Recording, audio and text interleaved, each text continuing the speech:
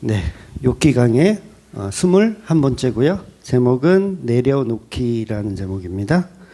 욥기 9장 15절에서 24절까지 말씀. 네, 욥기 9장 15절에서 24절까지 같이 읽겠습니다. 가령 내가 어려울지라도 대답하지 못하겠고 나를 심판하실 그에게 간구할 뿐이며 대답하시지라도 내 음성을 들으셨다고는 내가 믿지 아니하리라. 그가 폭풍으로 나를 치시고 까닭 없이 내 상처를 깊게 하시며 나를 숨쉬지 못하게 하시며 괴로움을 내게 채우시는구나. 힘으로 말하면 그가 강하시고 심판하러 말하면 누가 그를 소환하겠느냐. 가령 내가 의로울지라도 내 입이 나를 정죄하리니 가령 내가 온전할지라도 나를 정죄하시리라. 나는 온전하다마는 내가 나를 돌아보지 아니하고 내 생명을 척이 여기는구나. 일이 다 같은 것이라. 그러므로 나는 말하기를 하나님이 온전한 자나 악한 자나 멸망시키신다 하나니 갑자기 재난이 닥쳐 죽을지라도 무죄한 자의 절망도 그가 비웃으시리라. 세상이 악인의 손에 넘어갔고 재판관의 얼굴도 가려졌나니 그렇게 되게 한 이가 그가 아니면 누구랴. 아멘. 네, 계속해서 욥의 말을 우리가 듣고 있습니다. 본문을 통해서 욥의 믿음이 조금씩 변하고 있다라는 것을 알고 있어요. 근데 이제 한 가지 중요한 게 뭐냐면 욥은 변하지 않는 한 가지가 있어요. 일관되게 처음부터 끝까지 변하지 않는 게 뭐냐면 그것은 욥이 자기 자신을 무죄하다고 주장하는 거예요. 그러니까 나는 의다. 요거는 바뀌지 않아요. 다른 거는 좀 바뀌거든요. 약간씩은 변화가 있고 약간 그런데 자기가 무죄하다는 거에 있어서는 처음부터 끝까지 일관되게 그 얘기를 한다는 거죠.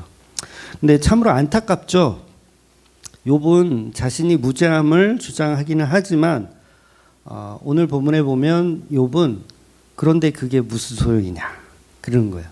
내가 의롭다, 난 죄가 없다 주장하는데 이게 무슨 소용이냐. 그래서 이 대사들을 이렇게 좀 보면 18절 보면 그런 표현도 있더라고요. 숨도 쉬지 못하게 하신다라는 표현.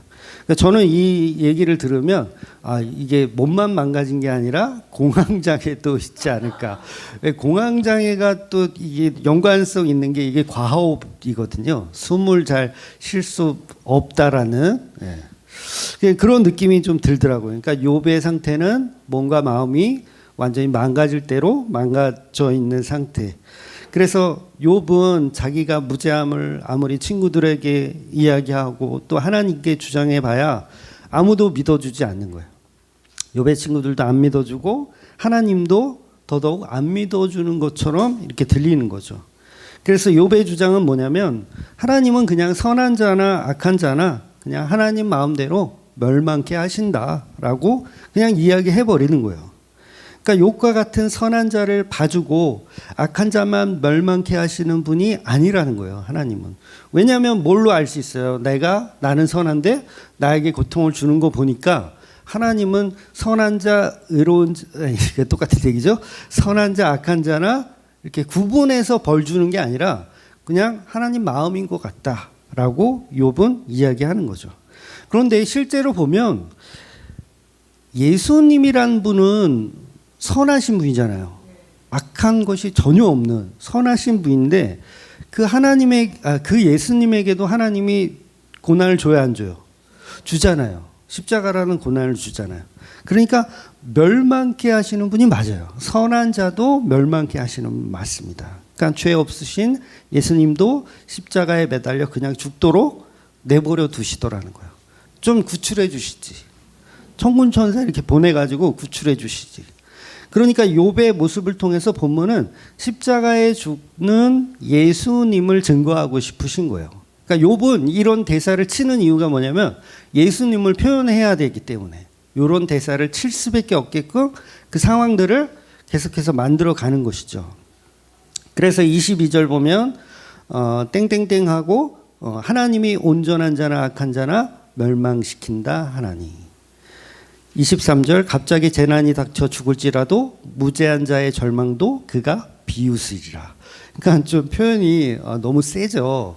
야, 하나님은 지금 나를 비웃고 계신다 이 얘기하는 거예요. 나는 의로운데 나는 지금 의로움에도 불구하고 하나님 내게 고통을 주시고 그 다음에 고통을 주시는 하나님은 나를 지금 비웃고 계신다는 거죠. 그러니까 자기 자신은 아무리 의롭습니다, 죄가 없습니다 얘기해도 하나님은 그냥 하나님 마음대로 우리에게 절망을 주신다는 거예요. 본인에게, 욥에게. 그러니까 욥이 너무 불쌍하죠. 안 불쌍해요? 야, 불쌍하잖아. 그래도 욥은 끝까지 결백을 주장하는 거예요. 그래서 욥의 설교를 보면 신본주의라 그랬잖아요. 욥의 설교는 신본주의예요. 하나님의 절대 주권을 인정하는 설교. 물론 이 화법 자체가 하나님의 절대 주권을 찬양하는 내용은 아니에요. 그냥 빌닷과 하나님을 비아냥거리는 거죠. 그래, 당신은 참 절대 주권을 가졌어. 그래서 뭐 어쩌라고 라는 식인 거예요. 그래서 그 고통이 얼마나 크면 욥이 이런 얘기까지 하냐고요. 자기 편은 한 명도 없다는 거예요. 친구들 다 내 편 아니죠? 하나님 내 편 아니에요. 뭐 다 전부 내 주위에 있는 모든 사람이 내 편이 아니에요. 그래서 예수님도 똑같잖아요. 예수님도 십자가에 달리셨을 때 그 사랑하는 제자들이 다 자기 편이 아니에요. 다 도망가요. 그러니까 누구를 표현하는 거예요, 지금? 예수님 표현하고 있던 거예요. 결국 본문에서 욥은 마음대로 하세요 이러는 거예요. 하나님한테 마음대로 하세요. 나는 의인이지만 고통을 주시네요. 참 하나님은 대단하세요. 네, 참 자기 마음대로 하시는군요. 이렇게 비아냥거리는 말을 오늘 본문이 하는 거죠. 그런데 여러분, 사람이 궁지에 몰리면요 이렇게 될 수밖에 없더라고요. 뭐 저도 뭐 욥만큼의 경험이 있는 것은 아니지만 그 삶의 어려움 같은 게 있었잖아요. 우리 다 있죠. 저만 그런 거 아니잖아요. 부모님이 런닝구 찍고 싸우고 뭐 이런 거 없었어요? 누구나 다 경험이 있어요. 삶의 어려움의 경험이.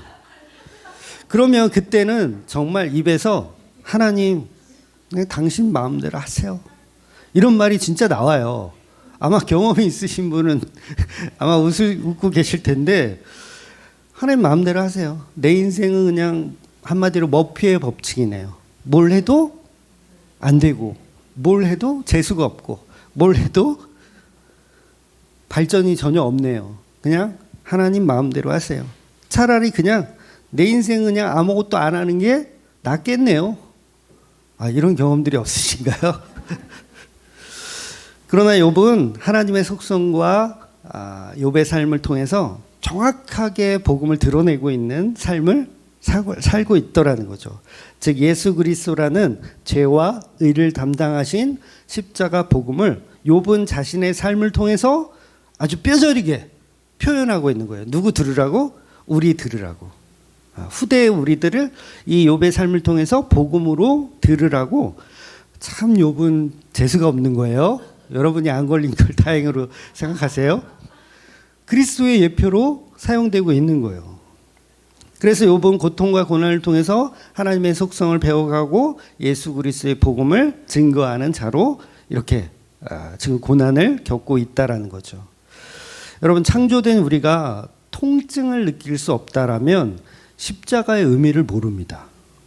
여러분이 통증이 없다, 살아가는데 통증이 없다, 그럼 십자가의 의미를 몰라요. 느낄 수 없어요. 미움이 없다면 사랑이 뭔지 몰라요. 멸망과 심판을 모르면 구원과 은혜가 어떠한지를 감흥이 없어요. 악이 없으면 선이 없고요. 죄가 없다면 의가 무엇인지 모르고요. 어둠이 없다면 빛이 어떤 것인지 몰라요. 그러니까 욥은 철저하게 선과 악을 경험하고 있고 죄와 의를 경험하고 있는 거예요. 그래서 욥은 오직 십자가에 죽으신 그 예수님만 욥의 삶을 통해서 노래하고 있는 거예요. 본인은 잘 모르지만, 아직은 본인은 잘 모르지만 계속 예수의 삶을 노래하고 있는 거예요. 그래서 재창조라는 구속사 속에는, 그 십자가 속에는 반드시 오전에도 말씀드린 대로 죄와 의가 공존하고 있다는 거예요. 그래서 십자가는 내가 예수를 죽인 사건, 또 예수님이 죽으심으로 인해서 우리의 제물이 되시고 그 십자가로 우리를 구원해 주시는 사건. 그러니까 십자가 속에 죄와 의가 다 들어있다는 거예요. 그래서 짐승을 잡아서 피를 뿌려요. 제사만 보더라도 그렇잖아요. 그 안에 제사 속에 죄와 의가 들어있어요. 양의 피를 뿌리는 건 죄잖아요. 죄 사함을. 내가 죽어야 되는데 누가 대신 죽어요? 양이 대신 죽어. 그래서 이 제사 드릴 때 웃을 수 있어요, 없어요? 웃을 수 없어요. 내 죄를 대신해서 양이 죽는데 이 새끼 너 한번 죽어봐라. 너 씨 내 대신 죽는 거야? 그러면서 그렇게 목을 딸까요? 못 따죠. 왜냐하면 이 죽음이 곧 나의 죽음이라는 그런 자세로 제사를 드릴 수밖에 없는 거예요. 그러니까 죄가 있는 거죠. 그러나 이걸 제물로 드림으로 인해서 나는 죄 없다 칭함을 받을 수 있는 의가 또 이 제사 속에 있는 거예요. 그래서 이 복음은 죄와 의가 공존하는 거죠. 한쪽으로만 치우치면 그 자체가 복음이 아니에요. 반드시 두 가지가 다 존재하더라는 거죠. 그래서 제사를 드릴 때 어찌할꼬 이 죄를 주님 용서하여 주시옵소서 이렇게 해야 된다는 거죠. 그래서 성령이 오시면 반드시 죄에 대하여 의에 대하여 심판에 대하여 설명하신다는 거예요. 그러니까 우리가 창을 들고 예수를 찔른 죄인이라는 것을 뼈저리게 느끼게 하는 게 성령이 하시는 일이라는 거예요. 우리가 예수를 왜 죽입니까? 나의 의로움으로 천국 가고 싶은데 못 간다고 하니까 그 예수를 치워버리는 거잖아요. 그래서 예수를 찔러 죽여서 그 포도원을 우리가 차지하려고 하는 그런 농부들. 여러분, 아담과 하와가 선악과를 먹은 이유는 하나님처럼 되고 싶은 거였잖아요. 실제로 선악과를 먹어서 선악을 알게 되었어요. 선악과를 먹으니 바로 효과가 나타나요. 자기가 벗은 것을 악하다라고 판단합니다. 벗은 거는 악한 거예요. 그래서 무화과 나무 잎으로 이렇게 자기 몸을 가려요. 그렇다면 그 다음 행복, 나무 뒤에 숨어서 동산을 거니시는 하나님을 이렇게 봤죠. 그러면 아담의 그 다음 행보는 뭐여야 하냐면 어떻게 합니까? 살수처럼 하나님 등 뒤에다가 칼을 꽂아야 돼요. 안 그러면 자기가 죽고 자기 여자가 죽으니까. 제 말이 이상합니까? 나만 쓰레기야? 그렇잖아요. 우리는 지금 하나님께 걸리면 죽어요. 그러니까 도망가는 거잖아요. 도망가다 여의치 않으니까 숨은 건데 숨었으면 우리가 살 수 있는 유일한 방법이 있어요. 그 하나님, 동산을 거니시는 그 하나님을 등 뒤에서 칼을 꽂아야 나도 살고 여자도 살아요. 저는 제 여자를 위해서 그렇게 할 것 같아요. 네, 감동 포인트인데 오늘은 지금 예상과는 다르네요. 하나님을 죽인다고 하니까 다들 눈이 시퍼래가지고 어디 그런 설교를 하고 있어요. 어차피 선악과도 하나님 만들었고 원인 제공자는 누구예요? 하나님이잖아. 실제로 아담도 그런 표현을 하잖아요. 당신이 만든 여자 때문에 내가 선악과 먹었다. 이 말 속에는 당신이 만든 선악과도 포함이 되어 있는 거예요. 그러니까 하나님만 죽어주시면 모든 게 해피합니다. 용기 있는 자라면 반드시 칼을 하나님의 등 뒤에 꽂아야 돼요. 그래서 세상의 수많은 사람들은 지금도 하나님께 칼을 꽂고 있는 거예요. 등 뒤에 숨어서 하나님께 칼을 꽂아요. 자기가 이길 수 있다라고 생각하는 거죠. 그래서 하나님을 꽂아서 죽였더니 이제 그 다음부터는 내가 신이에요. 하나님 죽여버렸으니까. 에덴 동산에 이제 누가 신이에요? 내가 신이에요. 내가 그 동물들의 이름을 다 지어줬고 그 다음에 내가 마음대로 다스리고 정복할 수 있어요. 하나님 치워줬으니까. 이렇게 살고 있는 거예요, 지금. 세상 사람들은 다 그렇게 살고 있어요. 그래서 하나님에 대한 감흥이 없고 자기 자신을 왕으로 믿고 살아가는 거예요. 그래서 하나님이 선악과 먹은 아담한테 질문을 하잖아요. 처음에 이제 에덴 동산에서 아담아 네가 어디 있느냐. 그러면 아담의 대답은 뭐여야 할까요? 여러분 한번 생각해 보세요. 하나님이 아담아 어디 있느니? 하나님 알아요. 선악과 먹은 거를. 아담아 어디 있느니? 어디 있느냐? 그랬으면 여러분의 대답은 뭐여야 되냐면 뭐예요? 하나님이 먹지 말라고 한 선악과를 제가 그만 먹었습니다. 이래야 맞죠. 근데요, 아담의 대답이 놀라운 거 아세요? 내가 벗었으므로 숨었나이다. 이렇게 말해요. 얘 정신이 나간 거예요. 무슨 말이냐면 내가 벗었으니 숨었나이다. 이 말은 아담의 이 대답이 완전 동문서답이고 이상한 소리를 하는 거예요. 아니 내가 선악과를 먹었습니다. 죄송합니다 해야 되는데 내가 벗었으므로 숨었나이다 하는 거예요. 즉 자기 죄를 인정 안 하고 있어요. 자기 죄를 인정하지 않고 있어요. 내가 벗었으니 내가 선악과를 먹었으니가 아니라 내가 벗었으니 가까이 오지 말라는 거예요. 내가 벗었으니까 가까이 오라는 얘기예요? 오지 말라는 얘기예요? 오지 말라는 얘기예요. 그러니까 기회가 됐으면 죽였을 텐데 하나님이 다 알고 계시니까 차마 이렇게 못하고 내가 벗었으니 숨었나이다. 그러니까 나한테 접근하지 말라는 거예요. 여러분 강아지나 고양이가 왜 어느 때 사람을 무는지 아세요?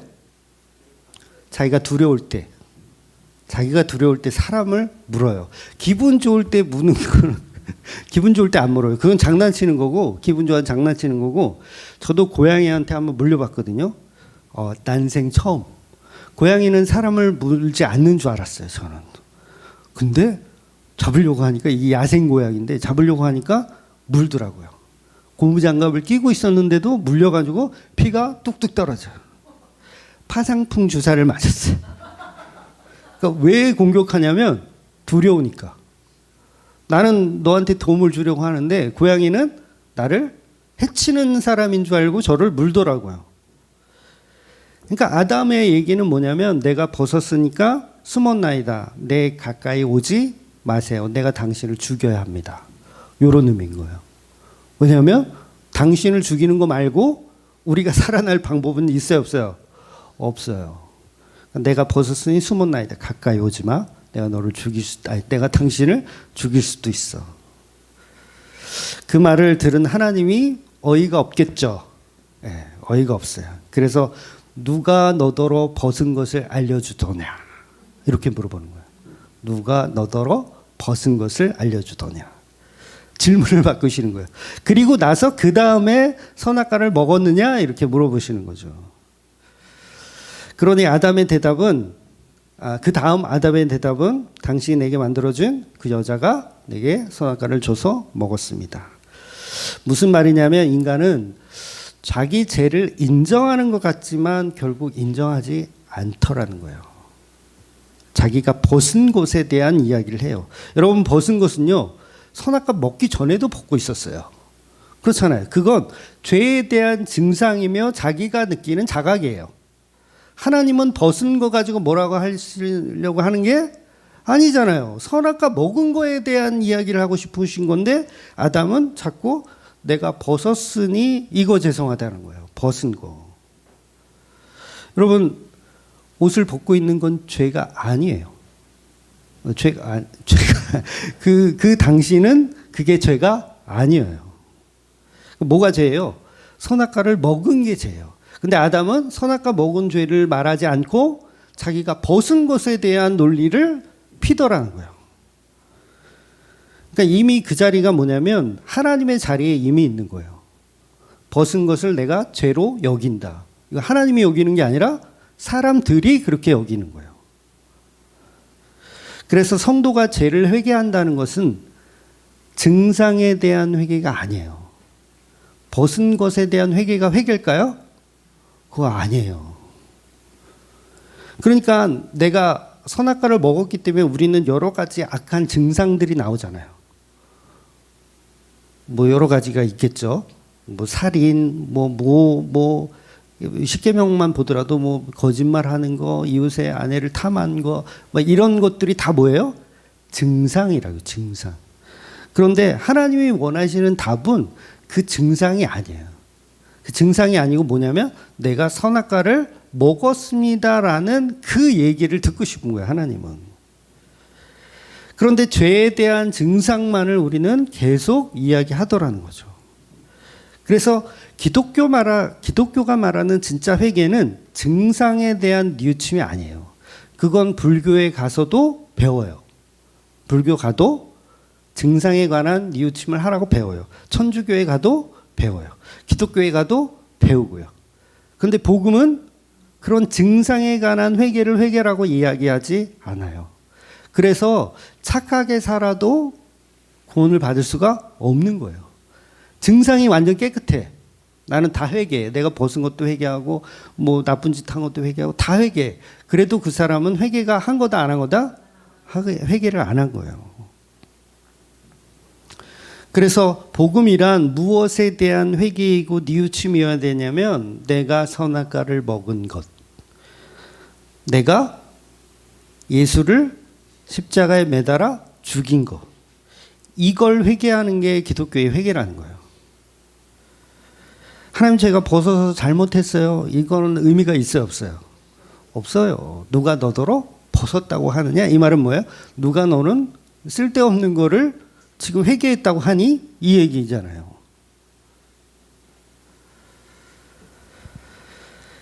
하나님이 벗은 것에 대한 증상은요, 하나님이 그냥 옷 입혀주시면 돼요. 예수로 옷 입혀주시면 다 해결될 문제예요. 즉, 죄에 대한 증상은 어찌 보면 뭐 구약의 율법들, 십계명 그런 것들 다 지켜서 내 몸을 가린다고 하여서 그걸 회개라고 얘기하지 않더라는 거예요. 그래서 무슨 회개를 했다고 아담과 하와는 주장하는 거예요. 내가 무화과 나무 잎으로 내 몸을 가렸으니 나는 회개했다라고 생각하는 거죠. 그러니까 내 죄를 드러내지 않으니까 이걸 회개했다고 생각하는 거예요. 그런데 그런 율법으로 만든 치마는 전혀 회개가 된 게 아니라는 거죠. 벗었다는 증상을 회개하는 것이 회개가 아니라 선악과 먹은 자체에 대한 회개를 우리는 해야 된다는 거예요. 근데 우리는 전부 하나님 앞에 내가 알몸임을 죄송합니다. 아담과 하와는 동문서답을 하고 있는 거예요. 근데 오늘날 교회들이 전부 이런 증상에 관한 회개를 회개했다라고 주장을 하더라는 거예요. 증상 때문에 지옥 가는 게 아닙니다. 벗고 다니는 것 때문에 지옥 가는 게 아니에요. 기독교가 말하는 회개는 그래서 윤리도덕적인 회개가 아니라는 거예요. 그러니까 욥의 친구들은 계속해서 욥을 공격하는 이유가 뭐냐면 바로 그거예요. 윤리도덕으로 그 잣대로 자꾸 공격을 하니까 안 맞는 거예요. 욥하고. 그래서 요새 그 교회들도요. 착한 교회 만들기, 건강한 교회 만들기 이런 거 열심히 하는데 그 현대판 바리새인들이라는 거예요. 그러니까 벗은 것에 대한 우리는 벗지 말고 뭐라도 좀 입고 다닙시다 이러고 있는 거예요. 십자가에 매달려 죽인 예수를 우리는 회개해야 된다는 거죠. 그런데 죄에 대한 회개는 없고 교회에 다니는 사람들이 전부 자기들이 죄를 만들어, 쉽게 얘기하면 자기들이 만들어서 자기들이 선악으로 정한 죄를 이거를 해결하고 나서 회개했다라고 주장을 하더라는 거예요. 그래서 예수 죽인 죄인을 인정하는 것이 우리 기독교가 말하는 죄의 속성이라는 거예요. 그래서 지금 욥은 죄에 대하여 의에 대하여 설명하는 복음에 관한 내용들을 지금 배워가고 있는 겁니다. 전부 십자가 이야기를 하고 있는 거죠.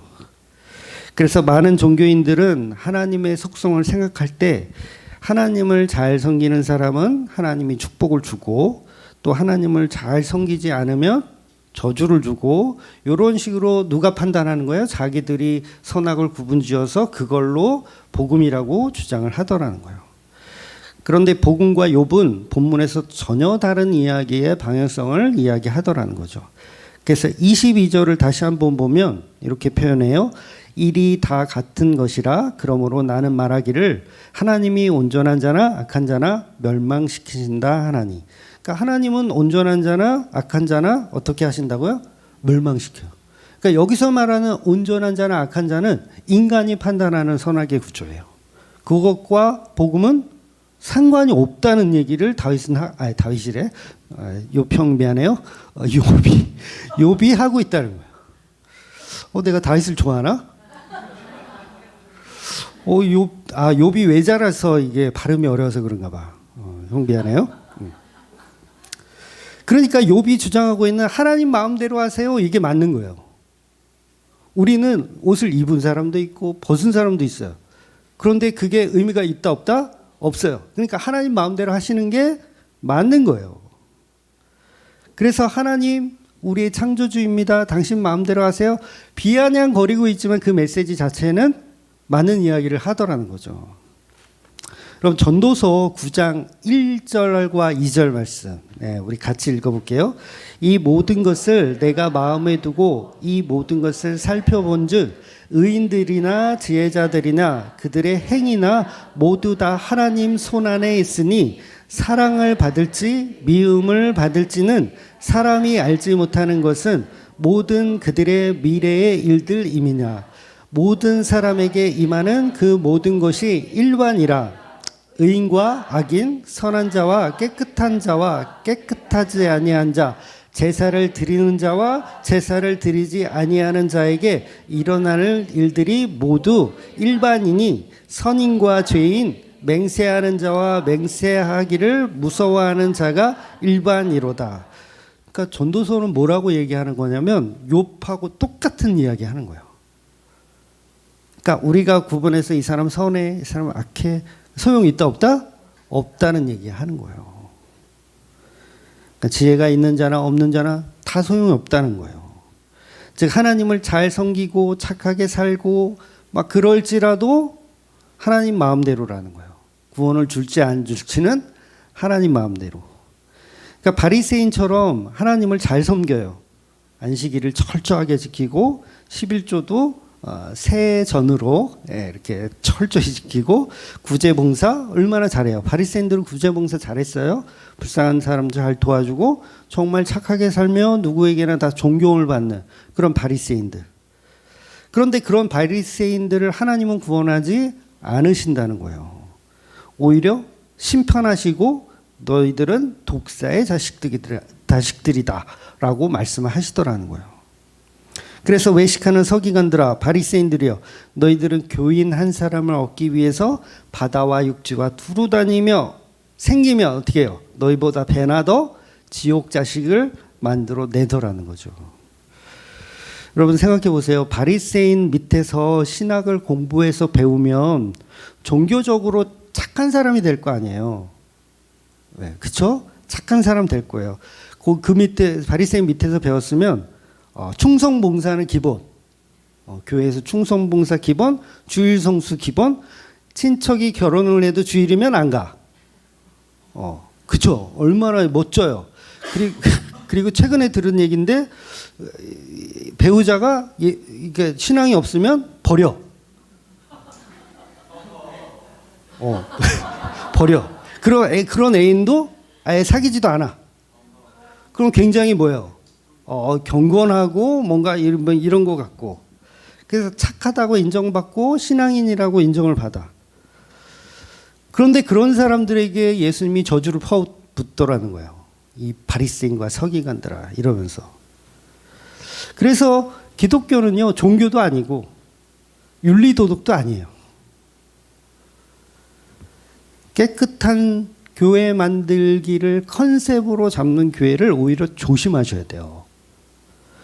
여러분 율법적인 교회들은요 우리가 잘 분별하기가 쉽잖아요. 막 충성봉사 강요하고 헌금 강요하고 이런 교회는 금방 이 교회는 틀렸어. 금방 눈에 보이는데 막 교회가 되게 깨끗해. 깨끗한 교회 있거든요. 막 금전적인 거나 뭐 여러 가지 성품이나 목사님의 성품이나 이런 게 너무 깨끗해. 그러면 그런데 혹하고 빠져요. 근데 지금 이 본질적인 이야기는 뭐예요? 욥의 본질적인 이야기는 그러거나 말거나 다 소용이 있다 없다? 소용없다는 얘기를 하는 거예요. 그러니까 소위 깨끗한 교회. 예를 들면 우리 교회는 등록을 강요하지 않습니다. 헌금도 강요하지 않습니다. 봉사 충성도 강요하지 않습니다. 그리고 이거 뭐야? 헌금도 다 무명으로. 종교인 다 무명화. 교회 건축 안 합니다. 분립개척을 하고요. 작은 교회 교인들을 빼오지 않습니다. 오히려 작은 교회로 우리가 파송을 보냅니다. 담임 목사는 조기 은퇴. 네, 조기 은퇴해서 퇴직금이 있다 없다? 퇴직금 없이 그냥 고향으로 낙향하여 이렇게 낚시나 하는 내 얘기하는 것 같다. 그런 종교적으로 아주 훌륭한 목사가 있는 교회 좋죠. 근데 그거나 막 헌금을 강요하면서 막 성전 건축하고 그 짓거리 하는 교회나 다 똑같다는 얘기를 하는 거예요. 다 똑같다. 뭐가 없으면 십자가 복음이 없으면 다 똑같다는 거예요. 여러분 예수 전하는데 은퇴가 어디 있어요? 안 그래요? 예수 전하는데 은퇴가 어디 있어요? 문제는 이제 돈을 막 이렇게 하는 게 문제인 거지. 저도 마찬가지잖아요. 제가 전에도 말씀드렸지만 저보다 설교를 더 이렇게 복음적으로 잘하시는 분이 있으면 저는 진짜 담임 목사를 이렇게 드릴 거예요. 그분한테 담임 목사 하시라. 저는 이게 낚시하러. 네. 주여. 그러니까 이 자체가 십자가 복음이 아니라면 이것도 소용이 있다 없다? 없다라는 얘기 하는 거예요. 그래서 제가 제 입으로 그러잖아요. 착한 척하는 목사라고. 네, 좀 웃어주시지. 네. 분위기 싸네. 그래서 그런 어떤 깨끗한 교회를 컨셉으로 하는 교회는 분별하기가 더 어려운 거예요. 그래서 속지 말라고 하시는 거예요. 사람은 누구나 하나를 버리면 하나를 취하게 되어 있어요. 담임 목사가 조기 은퇴를 해서 그러니까 대형 교회 얘기하는 거예요. 뭐 조그만 교회는 뭐 의미가 없지. 큰 교회인데 조기 은퇴해. 그리고 은퇴금도 안 받아. 그럼 뭐예요? 권력과 부를 다 버리고 낙향하는 거잖아요. 고향으로. 그러면 우리는 박수를 쳐주지만 그분은 뭐를 얻어가냐면 명예를 얻어가지고 가는 거예요. 아, 저분은 정말 깨끗하고 훌륭한 목사라는 명예를 차지하고 가는 거예요. 생각해 보세요. 대형교회가 세습이라는 걸 하잖아요. 세습을 해요. 그러면 교인들이 막 욕하고 다른 교회 사람들이 더 욕해요. 본인 교회는 덜 욕하는데 다른 교회 사람들은 막 욕해. 그럼에도 불구하고 굳이 세습을 하는 사람이 있어요. 많죠. 대형교회들 많아요. 그 왜 그런 거예요? 자기는 명예를 버리고 권력과 부를 선택을 한 거예요. 그 사람은 세습을 하는 사람하고 선택을 한 거예요. 그런데 세습을 안 해, 이 사람은. 세습을 안 해. 나는 빈손으로 교회를 떠나. 그럼 그 사람은 부와 권력은 내려놓았지만 명예를 차지하고 가는 거예요. 그래서 세 가지를 동시에 할 수가 없다. 인간은 그래서 뭘 하든 다 개수작이라는 얘기를 하는 거예요.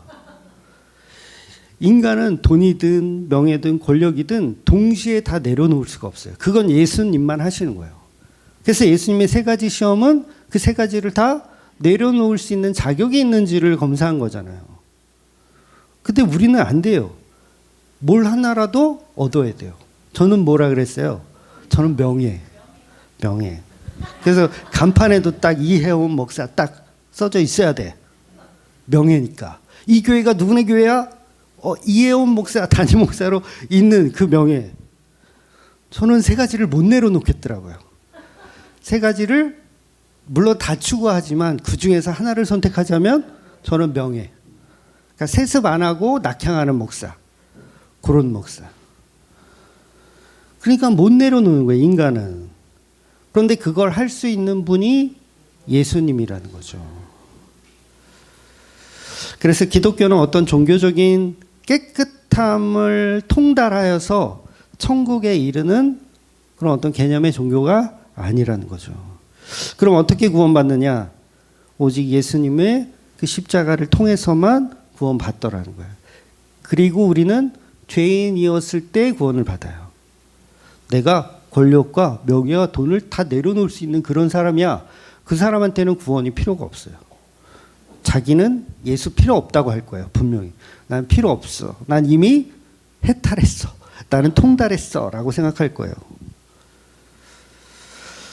그래서 구원은 인간의 어떤 선악 구조가 아니라 하나님이 강제적으로 구원을 시켜내시는 방식이라는 거예요. 그래서 묻지도 따지지도 않고 구원해내는 방식.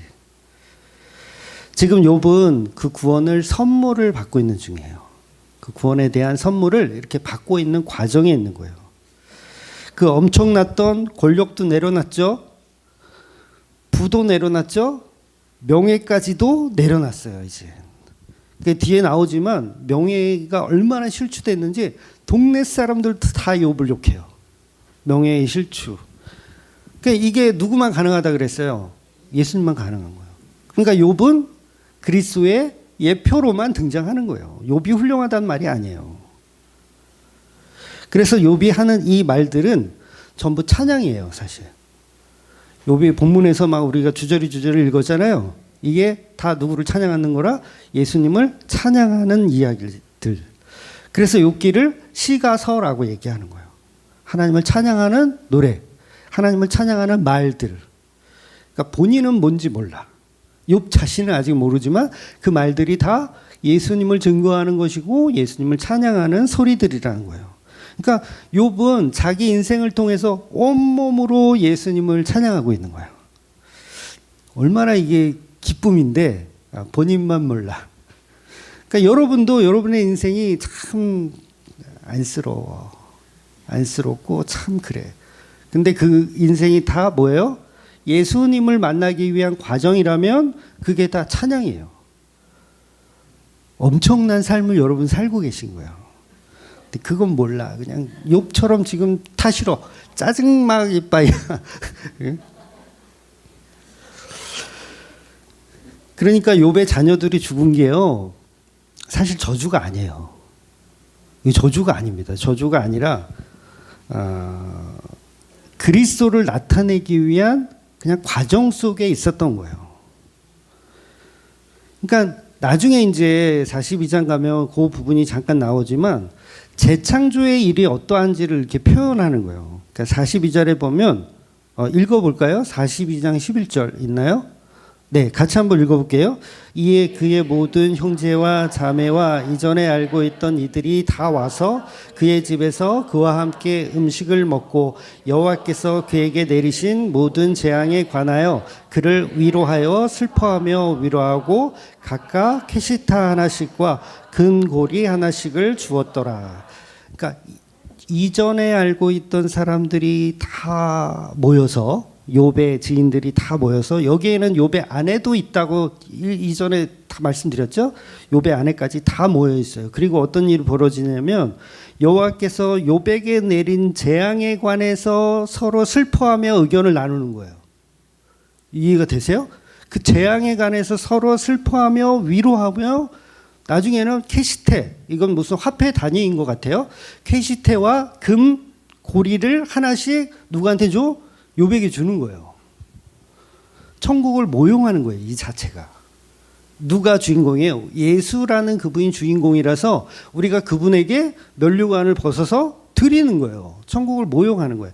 당신을 위로합니다. 십자가에 죽으신 당신을 위로하고 그 십자가에 죽으신 당신을 우리가 다 보았습니다. 라고 천국을 모용하는 이야기가 42장에 잠깐 등장하는 거예요.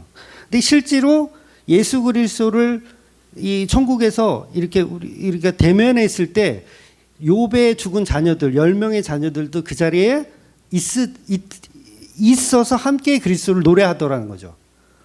제가 설명을 잘했나요? 네. 예수님을 노래하는 자리에 저주받아 죽은 그 10명의 자식들이 함께 있다고요. 그거를 모용하기 위해서 42장에 그 만찬 자리가 표현이 되어져 있는 거예요. 그러니까 욥의 10 자식들은 저주이며 지옥에 간 게 아니고 그리스도를 나타내는 예표로 존재했다라는 거죠. 그런데 우리는 인간들이기 때문에 그 겪음 때문에 욥기서를 보면서 예수 십자가가 없는 그냥 윤리와 도덕적인 거, 인간이 추구하는 인간보나 어떤 그런 이야기들로 욥기를 해석하고 정리를 하더라는 거예요. 근데 그 얘기가 아닙니다. 선악 구조를 벗어나야 돼요. 바퀴벌레 중에 착한 바퀴벌레, 나쁜 바퀴벌레 이렇게 구분하시는 분 네, 있으세요? 없잖아요. 우리는 집안에 바퀴벌레가 보이는 순간 F킬러로 아니야 우리 집은 여보 이렇게 부르지. 우리 집은 바퀴벌레가 없는데 무슨 벌레가 하여튼 있다 그러면 제 이름을 불러요. 빨리 이거 와서 해결하라는 거예요. 똑같죠? F킬러로 그냥 뿌리는 거예요. 착한 바퀴벌레, 나쁜 바퀴벌레 구분하지 않아요. 그러니까 우리가 선악 구조를 가지고 하나님 우리는 선하잖아요. 얘는 악하잖아요. 그러니까 저는 좀 선하니까 예뻐해 주세요. 이게 통한다 안 통한다? 안 통하는 거예요. 그러니까 하나님 저 이거 잘못했고 저거 잘못했고 소용이 있다 없다? 없어요. 바퀴벌레가 저는 부모를 잘 공경했고요. 저는 남편에게 잘했으며 이렇게 아무리 하소연해봐야 F킬러로 뿌려진다는 거예요. 그러니까 뭘 회개해야 돼요? 저는 바퀴벌레입니다를 말해야죠. 저는 바퀴벌레입니다. 죽어 마땅한 존재입니다. 저는 아담입니다. 저는 선악과를 먹었습니다. 제가 벗었으므로 피했습니다가 아니라 저는 선악과를 먹은 죽어 마땅한 죄인입니다를 회개해야 된다는 거예요. 제가 하나님의 발걸음 소리를 듣고 당신 등 뒤에서 칼을 꽂으려고 했다가 실패한 그런 존재입니다. 예수님 때는 성공하지만요. 6.25 전쟁에서 총탄이 막 빗발쳐요. 전쟁터에서 국군이 있으면 저 앞에 그 북한군이 총을 들고 막 이렇게 와. 그러면 그 북한군을 이렇게 자세히 보면서 저 북한군은 착한 북한군일까? 아니면 나쁜 북한군일까? 나이는 몇 살일까? 자식은 있을까? 이런 거 조사하면서 방아쇠를 당깁니까? 아니죠. 그냥 상대가 북한군이고 그가 총을 들고 겨누고 있으면 어떻게 해야 돼요? 무조건 쏴야 되는 거예요. 안 쏘면 우리 동료들이 죽어요. 그러니까 전쟁 중인데 착한 북한군 막 이렇게 나쁜 사람인지 좋은 사람인지 자기가 판단하고 있으면 오히려 그 자체가 굉장히 우리 국군들한테는 악한 행동을 하고 있는 거죠. 전쟁 중에는 나쁜 사람, 좋은 사람이 없어요. 그냥 북한군이고 총을 들고 있으면 그냥 방아쇠를 당기는 겁니다. 하나님 앞에 우리가 독생자 예수 그 아들을 죽인 자들이에요. 이미 하나님이 보실 때 바퀴벌레고 하나님 보실 때 북한군이에요.